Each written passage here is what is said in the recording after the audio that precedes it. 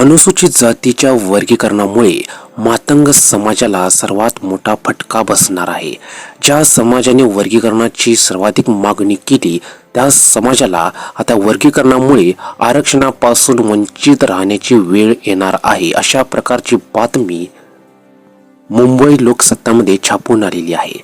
त्यामध्ये काय लिहिलेले आहे ते आज आपण या व्हिडिओच्या माध्यमातून जाणून घेणार आहोत. तत्पूर्वी आपण जर आमच्या चॅनलवरती नवीन असाल तर आमच्या चॅनलला सबस्क्राईब करायला विसरू नका. व्हिडिओला लाईक करा, कमेंट करा आणि शेअर करायला देखील विसरू नका, जेणेकरून डॉक्टर बाबासाहेब आंबेडकरांचा इतिहास सर्वत्र पोहोचेल आणि धम्म प्रचार होण्यास मदत होईल. परंतु आंबेडकरवादी लोकांनाच डॉक्टर आंबेडकरांचे विचार सर्वत्र पोहोचवायला लाज वाटते. तद्वतच बाबासाहेब बुद्धांचे व्हिडिओज पाहायला देखील या लोकांना लाज वाटत असते.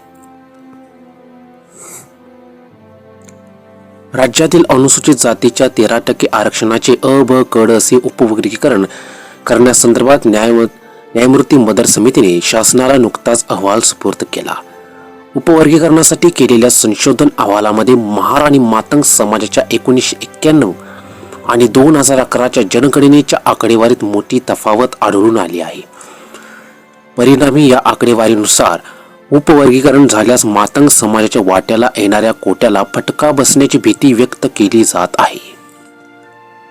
डॉक्टर बाबासाहेब आंबेडकर संशोधन व प्रशिक्षण संस्थेने म्हणजेच बार्टीने उपवर्गीकरणासाठी अनुसूचित जातीच्या सर्व 59 जातींच्या लोकसंख्येचा तुलनात्मक अभ्यास अहवाल 2023 मध्ये शासनाला सादर केला. माजी समाज कल्याण आयुक्त मधुकर गायकवाड आणि बार्टीचे महासंचालक सुनील वारे यांच्या मार्गदर्शनाखाली हा अहवाल तयार करण्यात आला होता. या अहवालामध्ये 1961 ते 2011च्या जनगणनामधील अनुसूचित जातींची तुलनात्मक आकडेवारी आहे. 1961च्या जनगणनेमध्ये महार समाजाची 33%, मातंग 30%, चर्मकार 23% लोकसंख्या होती. 1991च्या जनगणनेमध्ये मात्र महार समाजाची लोकसंख्या 10 वर्षात 13 लाखांवरून 51,58,000 झाली. ही वाढ 100% जास्त आहे. दरम्यान देशातील लोकसंख्या वाढीचा दर अवघा 20% होता.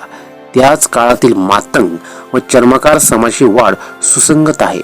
2011च्या जनगणनेत महार समाजाची लोकसंख्या 56 लाखांवरून 80 लाख 62% झाली.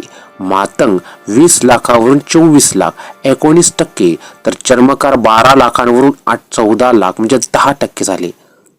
याचा अर्थ 1961च्या जनगणनेमध्येच मातंगाची लोकसंख्या 30% असताना 2011 मध्ये 19% होते आणि महार 33% वरून 62% झाले. महार व मातंग या दोन्ही समाजाच्या लोकसंख्येच्या विसंगतीवर बार्टीच्या अहवालामध्ये आश्चर्य व्यक्त करण्यात आले असून या तफावतीचे ठोस कारण आढळत नाही असा निष्कर्ष नोंदवला आहे.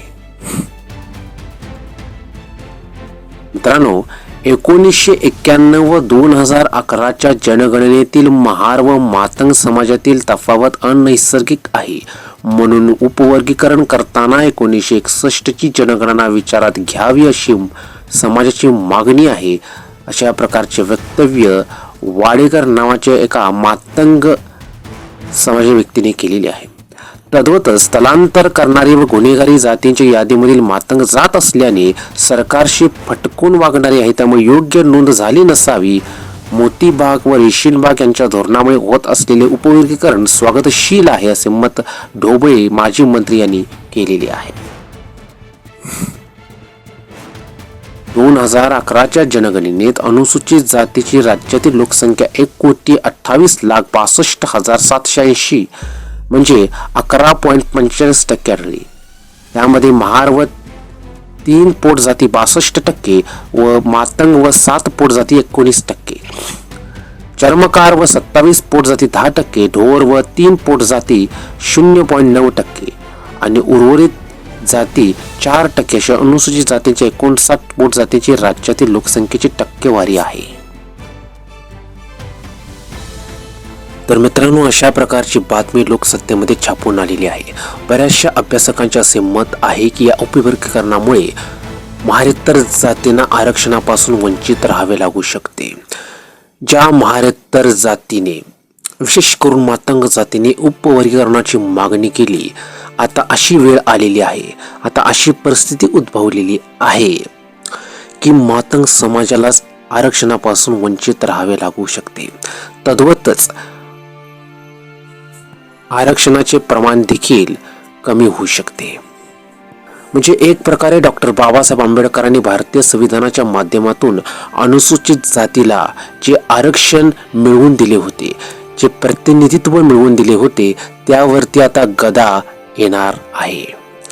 मित्रांनो, डॉक्टर बाबासाहेब आंबेडकर यांनीच घटना लिहिताना सुरुवातीलाच आरक्षणामध्ये वर्गीकरण आणले असते, परंतु त्यांनी तसे काहीही केले नाही. म्हणून आरक्षणामध्ये वर्गीकरण आणणे हे सर्वस्वी डॉक्टर बाबासाहेब आंबेडकर यांच्या विचारांशी, तद्वतच भारतीय संविधानाशी विद्रोह करण्यासारखे आहे, त्याला विरोध करण्यासारखे आहे. हे आपण समजून घेतले पाहिजे. मित्रांनो, आम्ही आमच्या चॅनलच्या माध्यमातून बुद्धवीर डॉक्टर बाबासाहेब आंबेडकर आणि सम्राट अशोक यांच्या विचारांचा प्रसार करण्याचे काम करत असतो. तरी आमच्या चॅनलवरील व्हिडिओज जास्तीत जास्त संख्येने बघून आमच्या बौद्ध धर्म प्रसारास सहकार्य करावे ही नम्र विनंती. थायचे भीम, जय सम्राट अशोक.